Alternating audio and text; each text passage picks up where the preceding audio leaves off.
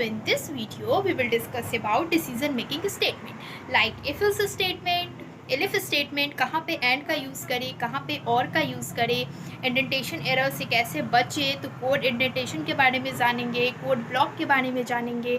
So चलो code करते हैं. Let's code together. Okay, so our next topic is decision making.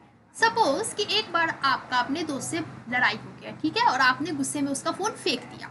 How sad is this ना. अब तो उसका फ़ोन टूट गया, तो अब उसको आपको एक नया फ़ोन दिलाना होगा. तो आपने पॉकेट में देखा कि आपके पॉकेट में तो बस 500 रुपये है.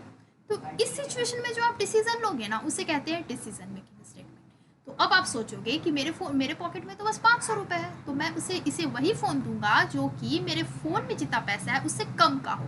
तो अगर किसी फ़ोन का प्राइस 500 से कम होता है तो आप उसे वो फ़ोन दोगे, अदरवाइज आप उसे कोई दूसरा फ़ोन दोगे, मीन्स जो कि बहुत सस्ता और आपके बजट में आ जाए. ठीक है, तो चलो स्टार्ट करते हैं. यहाँ पे मैंने इफ़ और एल्स स्टेटमेंट का यूज़ किया है because use if else to make a decision based on a condition. एक कंडीशन पे जो बेस्ट हम एक डिसीजन लेंगे कि हमारा यही कंडीशन है, हमारा डिसीजन भी इसी पे बेस्ट होना चाहिए. ठीक है, तो अगर तो प्राइस तो 450 है, मीन्स आपका सैमसंग फ़ोन ईजिली वे में आ जाएगा क्योंकि आपके पास तो 500 है. तो सैमसंग फ़ोन भी 450 में आ रहा है, मीन्स 500 से कम है, तो आपका प्रिंट ये होना चाहिए फर्स्ट. और वही अगर आप 900 डाल देते तो नोकिया फ़ोन प्रिंट होता, बट आपने 450 ही डाला है, प्राइस आपका 450 ही है, इसलिए सैमसंग फ़ोन प्रिंट होगा. ठीक है, तो ऐसे हम इफ एल्स स्टेटमेंट का यूज़ करेंगे कि अगर ये कंडीशन होता है तो ठीक है, अदरवाइज हम ये करेंगे, मेरा मन चाहा हुआ तो ठीक है, अदरवाइज हमको ये करना होगा. तो इसे कहते हैं हम if else statement. Okay, so look at the code above. There is something unusual between the first and the second line. The first line started from the left side. However, the second line didn't start in the same position. Instead, the second line goes started after a few positions. When one line of code doesn't start from the same position as the line above, it is indented. इसे हम कहते हैं indented. Okay? जब आपका एक when one line of code अगर वही second line के कोड से स्टार्ट नहीं हो रहा है, सेकेंड लाइन का कोड आपके फर्स्ट लाइन का जैसे कोड स्टार्ट हुआ वहाँ से नहीं हो रहा है, तो इसे हम इंडेंटेड कहते हैं. You can press the tab key on your keyboard to get an indentation. Alternatively you can press the space bar 4 times to get an indentation. Indentation is very important in Python. बता देखो, यहाँ पे आप जैसे print लिखोगे ना, जब आप इफ स्टेटमेंट में आओगे, आप प्रिंट लिखोगे और इंटर करोगे, तो एल्स जो आपका स्टेटमेंट होगा ना वो यहाँ से आएगा. बट अगर आप एल्स यहाँ पे लिख के देन आप प्रिंट करते हो, आपका एरर्स होगा. आप करके देखना, आपका एरर्स होगा और लिखेगा कोड इंडेंटेशन एरर. बिकॉज आपको हमेशा याद रखना है कि ये हमारा अलाइंड वे में आएगा. अलाइंड वे में याद रखना है कि ऊपर नीचे आपको अगर उसमें परेशानी हो रहा है तो आप नॉर्मली एल्स के बाद स्पेस बार का यूज़ करना, 4 बार स्पेस बार ले लेना. ठीक है, उससे आपका ये इंडेंटेशन दूर हो जाएगा, एरर नहीं आएगा. सो अगर आपको एक और एग्जांपल देके समझाएं तो did you notice how the replies of a comment are aligned. हमेशा आप अपना रिप्लाई देखते होगे, कमेंट का जो रिप्लाई आता है वो हमेशा अलाइंड वे में क्यों आता है, कुछ तो रीज़न होगा उसका. बट उसका जो ऑल अदर कमेंट्स डॉट get indented, only the reply to a comment cause indented. क्यों? आपका और कमेंट पे उसका इफेक्ट क्यों नहीं पड़ता है. सारा कमेंट, जैसे कि आप कोई फोटो डालो और आप 1-2 घंटे बाद चेक करो तो बहुत सारे कमेंट आए रहते हैं, लेकिन सब एक ही पोजीशन पे आए रहते हैं. जैसे यहाँ एल्स है ना, तो इसी के पोजीशन पे सारे कमेंट आए होंगे, बस जब आप उसका रिजल्ट, उसका जब रिप्लाई करते हो ना, तो वो इस पोजिशन में आता है, मीन्स अलाइन पोजिशन में. तो वैसे ही अब यहाँ एक क्वेश्चन आता है कि कोड इंडेंटेशन क्या होता है, क्योंकि ये सब तो एक एग्जाम्पल था. कोड इंडेंटेशन क्या होता है? The same thing is true in coding. If something is under something else, you will need to indent it. Okay? जैसे कि okay, so in this code you want to execute the third line when the if condition is true. अगर if condition सही होता है तो आपका print आना चाहिए, execute होना चाहिए, third line execute होना चाहिए. Okay? You have to indent the third line. That's how Python knows to execute the third line when the condition is true. आपका प्राइस 7 है तो ऑब्वियसली 10 से कम है, तो ये आपका प्रिंट होना चाहिए. तो चलो प्रिंट करवा के देखते हैं. आपका सही था तो आपका ये आ गया, नहीं सही होता तो कुछ नहीं आता, तो आपका ये कंडीशन सही था. Anything indented is called a code block. अगर कुछ अंदर इंडेंट होता है तो उसे हम एक कोड ब्लॉक बोलते हैं. You can consider it as a block or a piece of code. A block of code will have one or more lines of code. जैसे कोड का ब्लॉक मीन्स आप उसमें बहुत सारा कोड कर सकते हो, बहुत कुछ लिख सकते हो. तो एक ब्लॉक ऑफ जो कोड होता है will have one or more lines of code. Okay. And suppose कि मेरा ये प्रिंट जो है ना, ये अगर प्रिंट मैंने बैक स्पेस करके यहाँ से किया रहता तो यहाँ पे आपको एरर आता. If you don't indent the line you will get an indentation error. आपको एरर आ जाता because when you write an if condition Python expects some other code under it. अगर आप if डाल रहे हो तो कुछ ना कुछ उसके अंदर आप एक कोड डालो. If you don't write any code Python smells an error and then it will throw an exception error. Okay, in this if you have a multiple lines inside the if block all the lines will need to be indented and the indentation has to be in the same. मैंने यहाँ पे print अगर यहाँ से start किया था तो ये प्रिंट यहाँ से स्टार्ट तो नहीं कर किया ना, ये एक इंडेंट वे में है ना. बिकॉज आपको अगर आप ऐसा नहीं करते हो तो आपको मैंने बताया है प्रीवियस में कि इंडेंटेशन एरर आ जाएगा. For example if you want to indent the line 3 and 4, line 3 and 4, if you give 4 white space on line 3 you have to give 4 white space for line 4 as well. अगर मैंने यहाँ पे 4 white space दिया है तो मुझे यहाँ भी स्पेस इतना देना पड़ेगा. इन द कोड बिलो, ये वाला जो कोड है code एवब, we gave 4 white spaces for the first line and 2 white spaces at the second line. You have multiple lines inside the if block all the lines will need to be indented and the indentation has to be the same. जैसे यहाँ दोनों same है, align वे में नहीं है. ये है first और ये है फर्स्ट सेकेंड एंड थर्ड है, थर्ड एंड फोर्थ नहीं है. ये लोग सेम में है ये दोनों प्रिंट. ओके, तो सेम में ही होना चाहिए. लाइक सो ये कंडीशन तो मेरा दोनों के लिए सही है. मेरा प्राइस 10 ही है और 10 से कम होना चाहिए प्राइस और मेरा प्राइस है 7. 7 में तो ये दोनों चीज़ मुझे आना चाहिए. सो रन दोनों. I want the food as well as I want the drinks. So if you don't give any indentation on the fourth line, अगर इस लाइन में आप अगर इंडेंटेशन नहीं देते, आप यहीं से स्टार्ट कर देते, it would not be considered under the if condition. That's why for the code below you will see the fourth line is output even though if condition is false. आपका condition false हो जाता है. अगर आप यहाँ पे एक proper way में, जैसे आपने यहाँ प्रिंट के लिए पीछे इतने स्पेस दिए हैं, 4 वाइट स्पेसेस दिए हैं, तो आपको यहाँ भी देना पड़ेगा, अदरवाइज एरर आ जाता और ये दिखाता कि ये इफ़ कंडीशन के अंदर, ये आपका कंडीशन नहीं है इफ़ स्टेटमेंट के अंदर. ठीक है. अब है क्वेश्चन कि why indentation is needed. Because इसका आंसर क्या होना चाहिए? To put some codes under a condition. इस कंडीशन के अंदर कुछ कोड पुट करना, यही हो सकता है ना. तो indent the code inside N if block. If block के अंदर मैंने कोड इंडेंट कर दिया. सो ऐसे आपका कोड इंडेंटेशन खत्म हुआ. Okay, so our next topic is compare. To compare something smaller or less than, use the less than sign. Okay. To compare greater than, use the greater than sign, and to compare exact equal, use 2 equals to sign. Okay, exact equals 2 equals to sign. Okay.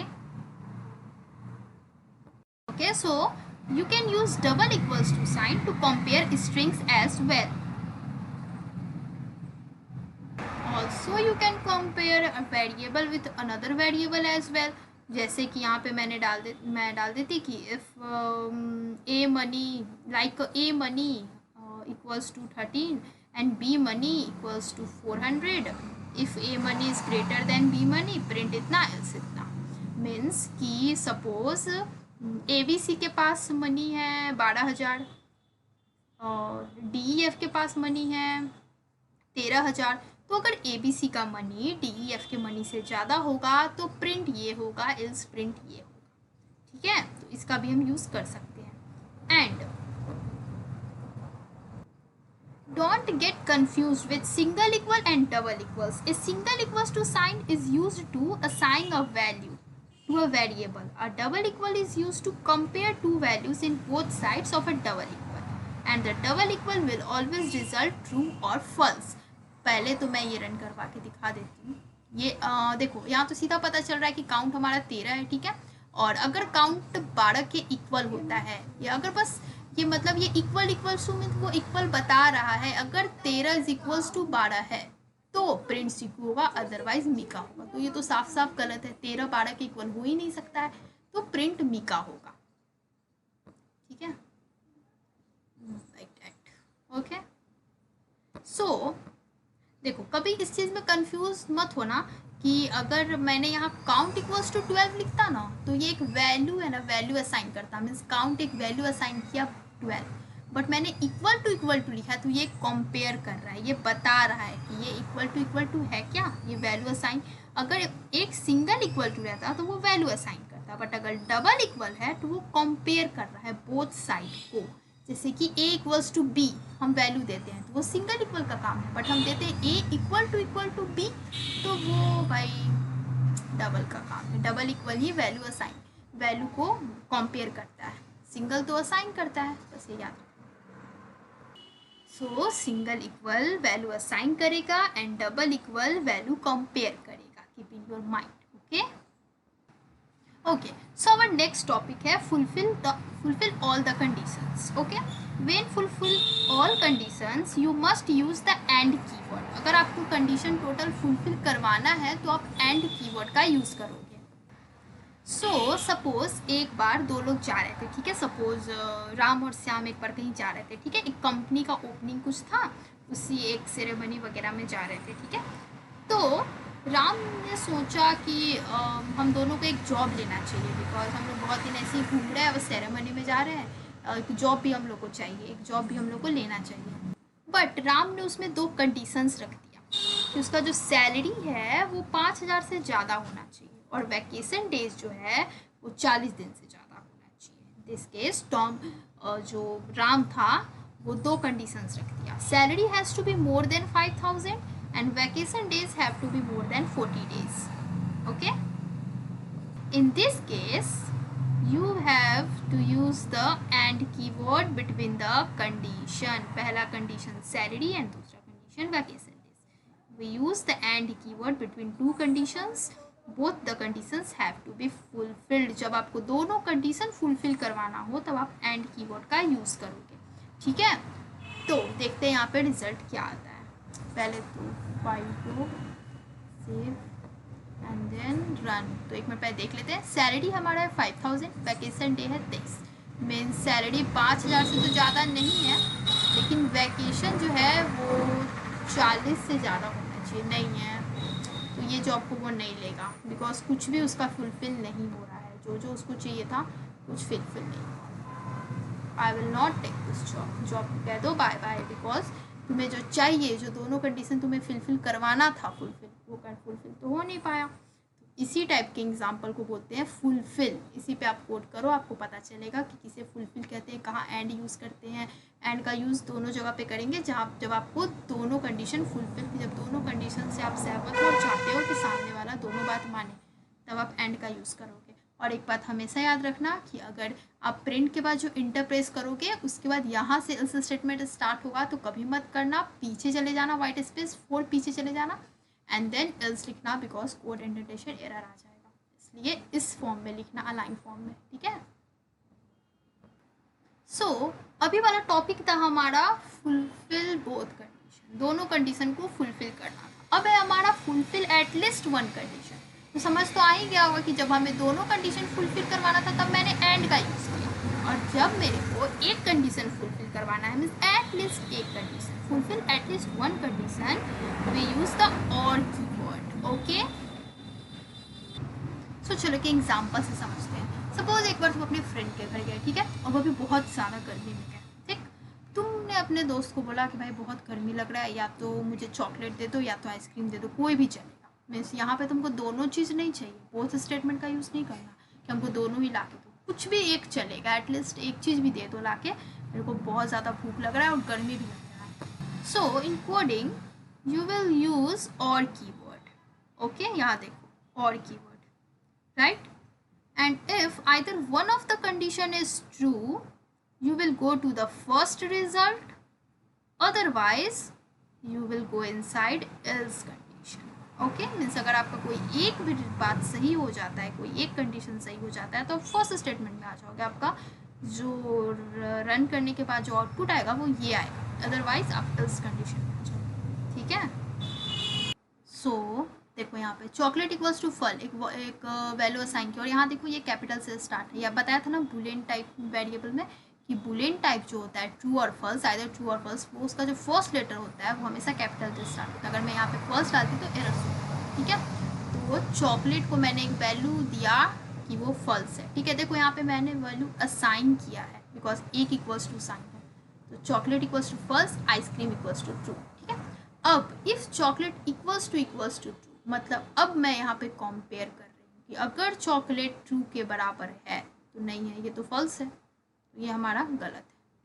और या फिर ice cream जो है वो true के बराबर है. देखो equals two means value compare कर रहा है, तो आइसक्रीम तो ट्रू के बराबर है, तब इसका एक स्टेटमेंट तो सही हुआ ना, आइसक्रीम वाला तो सही हुआ. तो ये हमारा जो आउटपुट देगा वो देगा you are my best friend, because इसका एक वैल्यू तो हमें मिल गया. False, you are my best friend. Okay. Although chocolate was false, you will get you are my best friend, जो कि मैंने दिखाया as a output because the value of ice cream was true.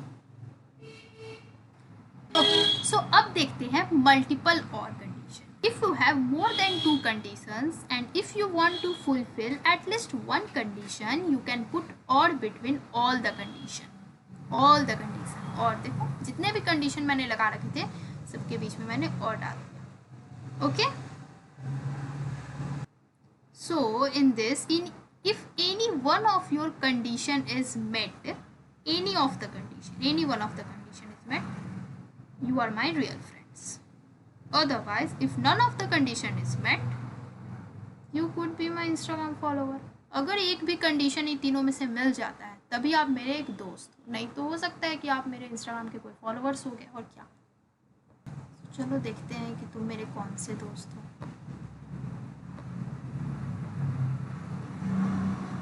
You are my real friend. Okay. Means कि ये तीनों में से एक कंडीशन फुलफिल हुआ. एज इज ग्रेटर देन 70, ये नहीं फुलफिल हुआ. मनी इज ग्रेटर देन 5,000, नहीं हुआ fulfil. Weight is equals to 120, 100 fulfil हुआ. एक कंडीशन तो हो गया ना. चलो तुम्हारा वेट सही है. सो अब हमारा लास्ट टॉपिक है एलिफ. ओके. सो एलिफ स्टेटमेंट.